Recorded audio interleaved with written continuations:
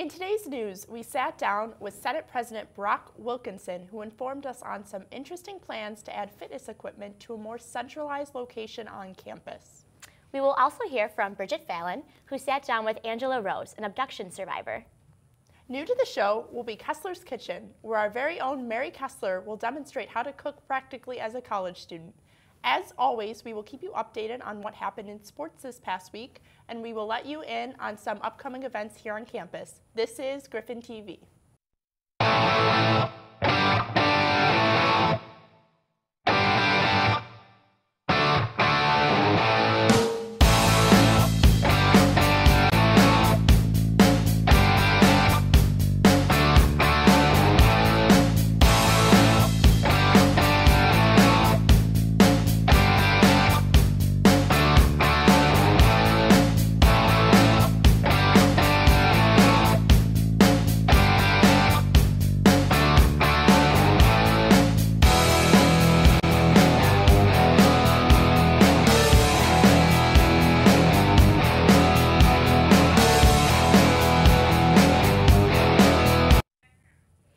Everyone, and thank you for tuning in to Griffin TV, your #1 source for news, campus events, and sports happening here at Canisius.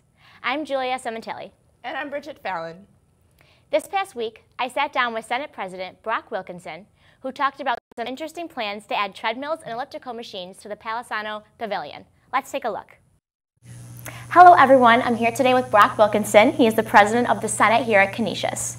Brock, you have recently confirmed to have raised the issue of budget committee representation in meetings with the Board of Trustees and Board of Regents. So tell us about this. Why do you believe student representation on campus is important? Well, student representation is crucial to the budget process. They should definitely have a voice, especially if administration is making decisions that could potentially impact the students. And it is my job to make sure that our representation is heard, and I'm that primary voice. So I'm going to do whatever I can to make sure we get some progress with that. Good, and what steps are you taking to make this happen? Well, I just met the new VP of Business and Finance. He's very approachable and welcoming, and I like him. He's going to be speaking at one of our Senate meetings in a few weeks. Oh, good. Okay, Brock has also announced a new health initiative by promising to submit a proposal for a new gym space here on campus. It would be right in Palisano Pavilion, the empty space beneath, to store some treadmills and ellipticals for all students to use. So why do you think fitness on campus is important? Now, when students go to the gym and they run, they feel better. A healthy student performs better in the classroom. Yeah, definitely. There's been studies done. I can't quote one right now, but I definitely see a correlation there. And I want to provide this to the students. I mean, we want a healthy student body, and we want to be able to promote health and wellness when it comes time to enroll new students. And this is convenient as well, right? Being right on the main campus? Yeah, it's going to be right on main campus. Generally, it's going to be in my vision is to have it in the Penfold space. Okay. And students would be able to go there to get in their quick run or their resistance training. Right. So that this way they don't have to walk all the way to the gym. Like, it could be raining, it could be windy. You know, hey, you could blow away. Yeah. But I think it's a good project to set a goal for myself to try and deliver something tangible to the students. And it's something that I personally care about. And if anybody has any ideas, I'm all for it. Yeah. And right now we're at the architecture stage, because anything that's made has to be feasible. And there's going to be there's money behind it too. So when do you think this could potentially happen? I think if all goes to plan, we would have an architect come in this semester. We'd have a plan by winter, and then we would take steps to hopefully have it visually set up for next semester, or for next year. Okay. What other kinds of things does the Senate have going on? Well, we have this new committee, the Sustainability Committee. It's being led by Marissa Verde. She's been doing great work with that. If you're walking through the Student Center, make sure to check out the Project Conservation door. It's newly painted. We're trying to promote environmental awareness on campus. That's the first thing, is if students will be more environmentally conscious if they're educated on the topic. Like this is a recyclable cup that I there you go, previously advertisement right there. wouldn't have known about. Okay. So that's good. just little things like that affect the earth, and we want to reduce our carbon footprint here at Canisius. Yeah. All right. Thank you so much for being with us today, Brock. Back to you guys in the studio. Angela Rose, an ambassador of sexual violence, was abducted at knife point outside a Chicago mall at the age of 17. Thursday, I sat down with her to talk about her traumatic experience as well as her program Shattering the Silence of Sexual Violence, which compels both men and women to take action against sexual violence on campus. Hello, Canisius. I'm Bridget Fallon reporting for GriffinTV. Here we have Angela Rose, who is an activist, and she is coming to speak at Canisius this week. She was abducted at 17. And Angela, how long were you away from your home, and how scary was that for you? It was a terrifying experience. It was a couple of hours that I was held. He let me go that night. But in that moment, being 17, I had just graduated from high school. And it was so strange because it was broad daylight when he kidnapped me.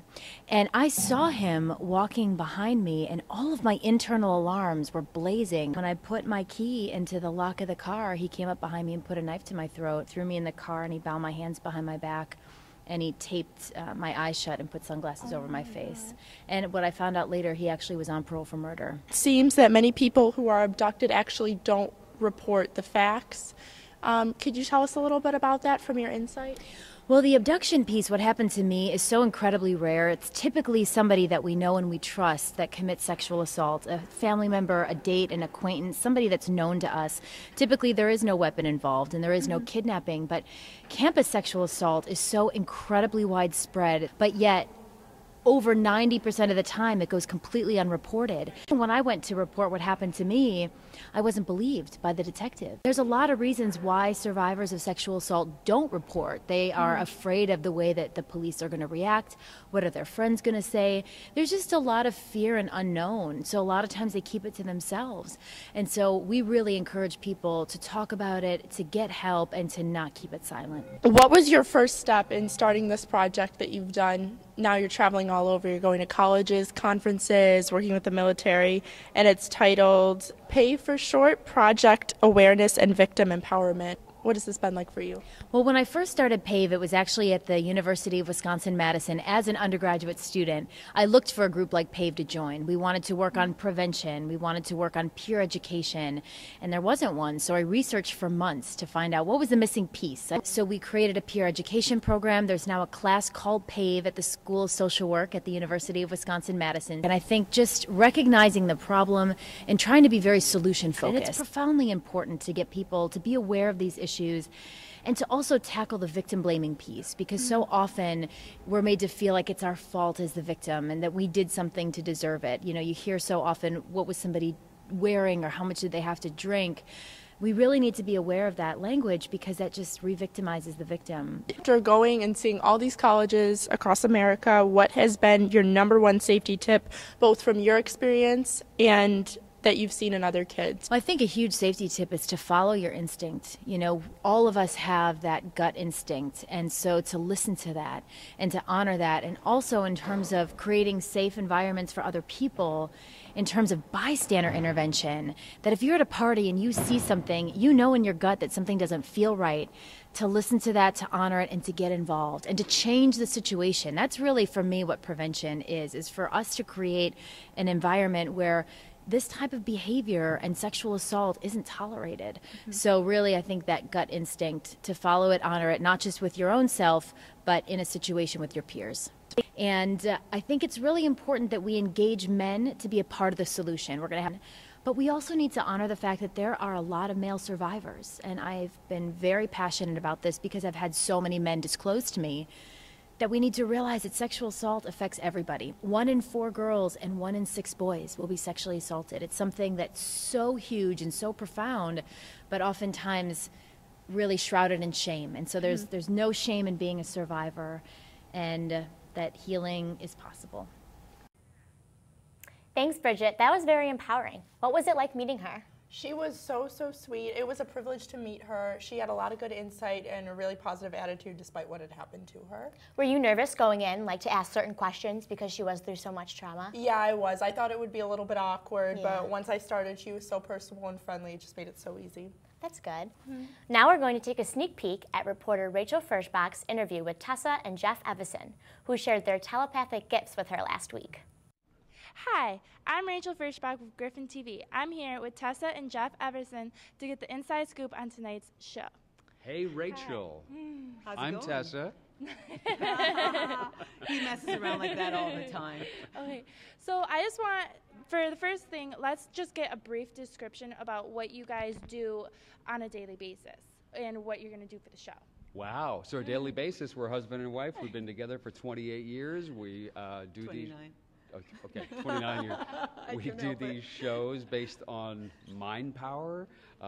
So if you came to the show tonight, you'll already know that Tessa knows things about people she's never met before. She knows even about you, Rachel. Yes, I'm actually going to try to do a little demonstration with you, Rachel, if you don't mind. Go ahead. How old were you when you had your first kiss? First kiss? I was in 9th grade, so I guess that makes me 16. Yeah. Yeah.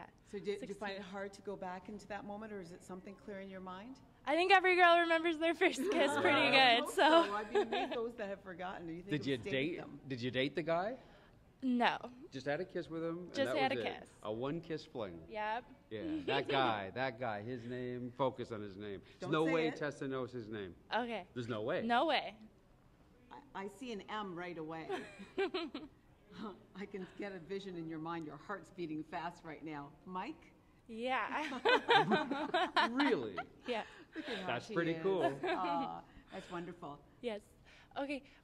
So to move on with another question, how long have you guys been mentalists? How long have you been in this business?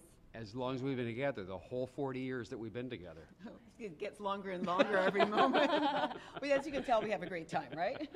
No, we met, Tessa was a model in a fashion show, true, in Toronto, where we used to live. And I was a radio broadcaster. I worked in radio and television. I was hosting a fashion show where Tessa was modeling, and I saw her doing these guessing things with people, and that's how we met, because Tessa was doing this stuff with the mind with other models backstage. Oh, wow. So, I'm sorry. I had a lot of fun with it, and I didn't think anything of it, but Jeff thought it was really amazing what I did, so he sort of brought it more to a highlight, and we just took off from there. So when did you guys first know that you possessed these gifts? These mental Well, gifts? it's really Tessa, right? And I guess you've done it all your life as far as your family tells since I've been a child, me. yeah. I was very young when I started noticing the abilities and using them. I lived in the Caribbean in St. Lucia, and I think that's where my notoriety began. People often talked about the girl who knows, so there's a lot of things I just seem to trust and know. Either I had dreams about them or just in the moment when I met people. Yeah. So how does one go about strengthening these skills? Well, you learn from books and the internet, and I think from your perspective, it was a lot of memory work, right? So it's Yes. called mnemonics. So exercising the mind and the brain, and actually simply reading and learning a lot of information will help you develop your brain quite a bit. Things like learning another language. I know people might think that's boring, but it's amazing what it does for your brain.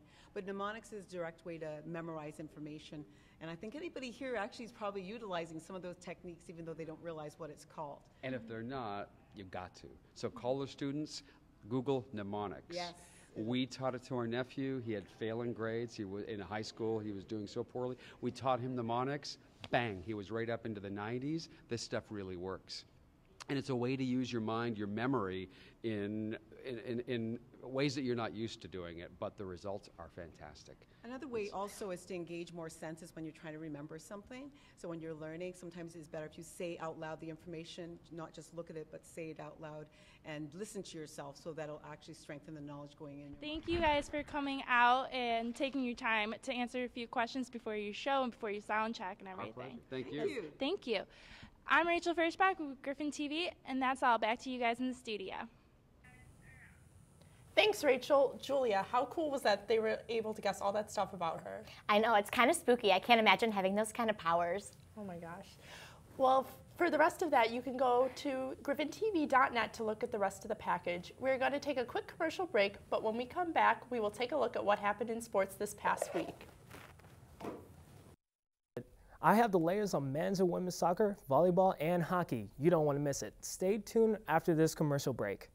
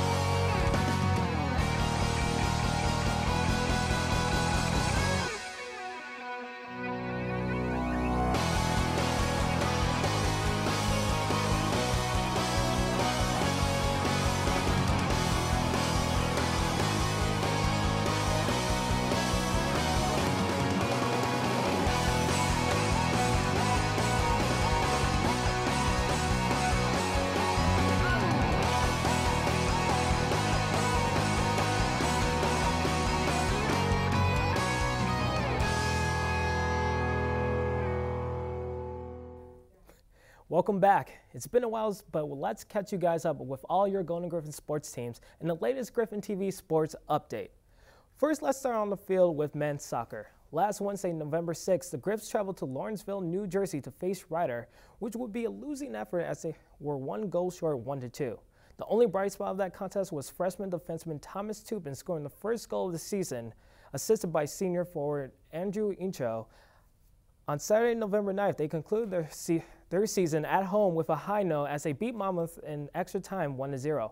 Goalkeeper Ryan Alfred had a good day as he came out with a shutout, and senior midfielder Will Hudson sent the home crowd away happy with a bicycle kick game winner for his 6th goal of the season. They ended their season with a record of 7 wins, 9 losses, and 2 ties, and 3 wins, 6 losses, and a tie in the MAC. It was an up and down season for them, but they always gave it their all in every game. Now, for one team ending their season, we move on to a team that will end their season very soon. Volleyball has been in a slump lately, losing their last 2 games away. On Saturday, November 9th, they tried to bounce back but failed as they lost to Siena in Londonville, New York, 1-3. Leading the Griffs in kills were freshman Caitlin Tyler, who had 9 kills, and senior Emily Alec, who had 7. In the next game, things continued to stay the same as they lost their 4th straight away game against Marist in Poughkeepsie, New York, 1-3. The Sunday matchup featured another strong showing by freshman Caitlin Tyler, who had an impressive 13 kills, and seniors Roxanne Hernandez and Emily Eric, who both had 7. Volleyball has only 2 more games left in the regular season, which are at home against Quinnipiac on Saturday, November 16th, and Fairfield on Sunday, November 17th. So come out and support your Griffs. Now let's move on from the court to the ice with hockey. The Griffs have high expectations for the beginning of the season, but have been on a slow start coming out of the gate so far. On Friday, November 8th, the team traveled to Pittsburgh, Pennsylvania to face Robert Morris. They lost the contest 1-6. The only goal was scored by junior defender Doug Jesse, his first goal of the season, who was assisted by fellow junior forward Doug Beck and sophomore forward Stephen Miller. Following that game, the Griffs got back on the winning track as they beat Mercyhurst at home 4-3 on November 9th. Junior goaltender Keegan Amundsen was in net and came out with 27 saves while getting some help from senior forward Patrick Sullivan, who had 2 goals, and junior forward Braden Rigney and sophomore defender Chris Rumble, who both scored once. Coming up for hockey is somewhat of a doubleheader as they will face against Ohio State in Columbus, Ohio on Friday, November 15th and Saturday, November 16th. Finally, let's get into what you guys have been waiting for, men's and women's basketball. On Friday, November 8th, the women's basketball season started with a bang as they got their first win against Detroit at home, 77-67. Leading the charge for the team were seniors Jamie Rutto, who had 19 points, 3 assists, and 2 blocks, Jen Morabito with 13 points, 6 rebounds, and 3 assists. And lastly, freshman Lauren DeHolt, who had 12 points and 3 rebounds. Coming up for women's basketball are 2 games this week, which are all on the road. They face against Michigan State on Thursday the 14th and Oakland on Saturday the 16th. On the men's side of things, they started out their season with a hard-fought win versus South Dakota at home yesterday, 71-66. The Grizz saw a great showing from senior guard Billy Barron, who got 27 points, 4 rebounds, and 3 assists, and center Jordan Heath, who had 12 points and 8 rebounds. Looking ahead in the schedule, the Grizz have a big game away as they face rival St. Bonaventure on Saturday, November 16th. Then they head out to Piscataway, New Jersey to partake in the 2013 NIT season tip-off on Monday, November 18th to go against Rutgers. Be sure to come out and support your Griffs. In other sports news, swimming and diving will have a meet against St. Bonaventure on Saturday, November 16th in Olean, New York. Also, cross country will be in the NCAA Northeast Regionals in Bronx, New York on Friday, November 15th. Lastly, on the behalf of everyone here on GriffinTV, we would like to congratulate Coach Nate Huckle on being named the MAC Coach of the Year. Well, that's all we have for you today. Be sure to turn into #GriffSports on Thursday night for more in-depth coverage of all your favorite Golden Griffin sports teams. Also be sure to find us, like us, follow us, and watch us on our website, Facebook, Twitter, and YouTube.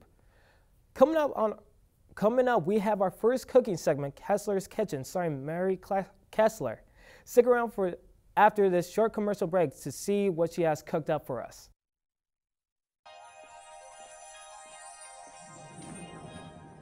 Can you concern with me? Imagine what you'd see if every child had a book to read. 'Cause every kid across the nation deserves a book to read, and we can make it happen right now. No, I don't know what you've been told, but kids with books learn so much more. So the mission is for us to get a book to each and every child. So let's join hands, book people unite, unearth hidden passion. Come on, have a good time. Plant seeds of inspiration to motivate some magic. To change the writing on the wall, writing on the wall. Book can make a difference. One book can inspire a child. One book can be the first little thing that helps to change a life. Read to a child today and spark a lifetime of ambition. Welcome back, Canisius. We are proud to introduce a very new segment this week. We're going to take it over to Mary Kessler in Studio C, who will be introducing her young.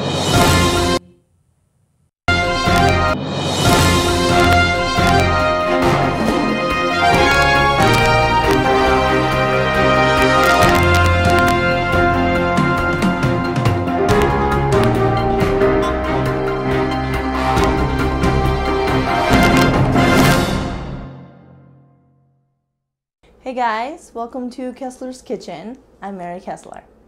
Today I'm going to be showing you guys how to make taco burgers. They're really easy to make and you can adjust the ingredients to your liking. You can make them for yourself or a whole bunch of people. It's a great entertaining food. So let's get started with what you need. Here are the ingredients for the burgers. These will make about 4. So I got 1 pound of ground beef, 1 egg, 1 package of taco seasoning mix, half a cup of finely chopped onions. And with the cheese, you can either put them in the patty or have them as a topping.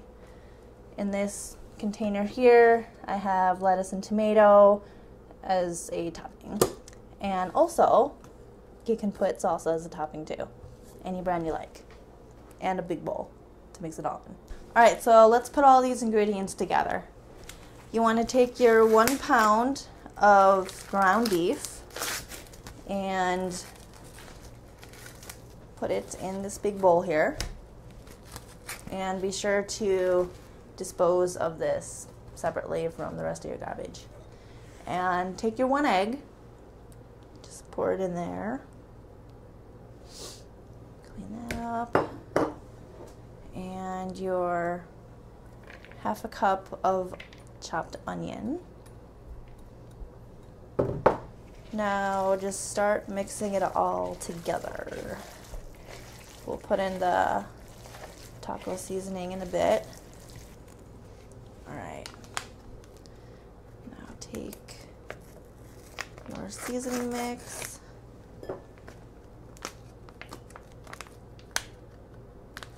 You may want scissors.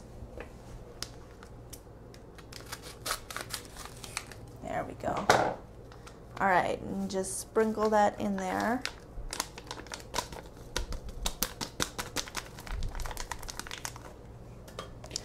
Then start mixing again.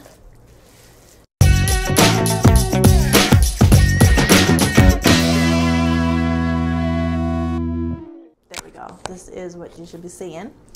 So now that you have everything mixed in here, you want to divide them into 4 patties.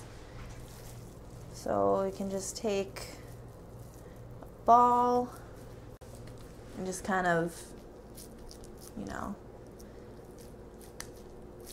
flatten them out. And you got a burger. You want to make 4 equal patties here. So here are the patties that you're going to be putting on the pan. You can adjust the size and thickness, and the cooking times are going to vary depending on how thick they are. So let's go cook them up.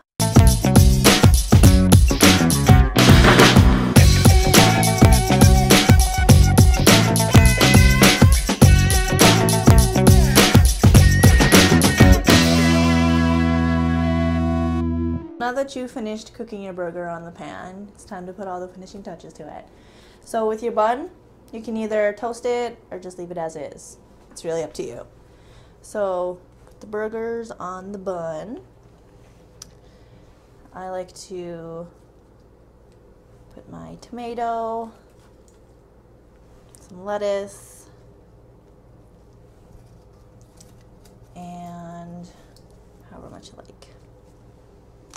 Your cheese, if you like cheese. Just sprinkle some on there. And last but not least, your salsa. Don't have to put too much on.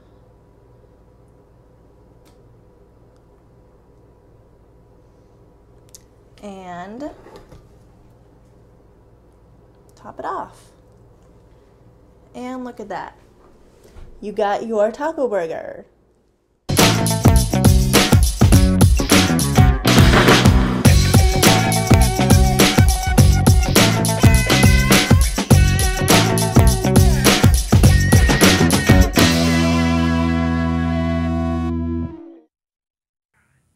Thanks, Mary. We're going to take a look at some upcoming events on campus.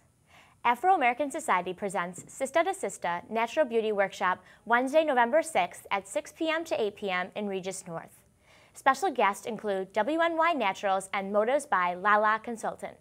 For more information, contact the Afro-American Society at afro@canisius.edu. Mr. Canisius applications are due soon. Students may submit their application to My Canisius page by November 20th. Next week, we'll be talking to RHA Vice President Caressa Truman, who will be giving us the inside scoop on the event. That's all we have for you today. Make sure to check us out on GriffinTV.net. We air a new show on Channel 4 every Tuesday at 7 p.m. From all of us here at Channel 4 News, have a great week, Canisius.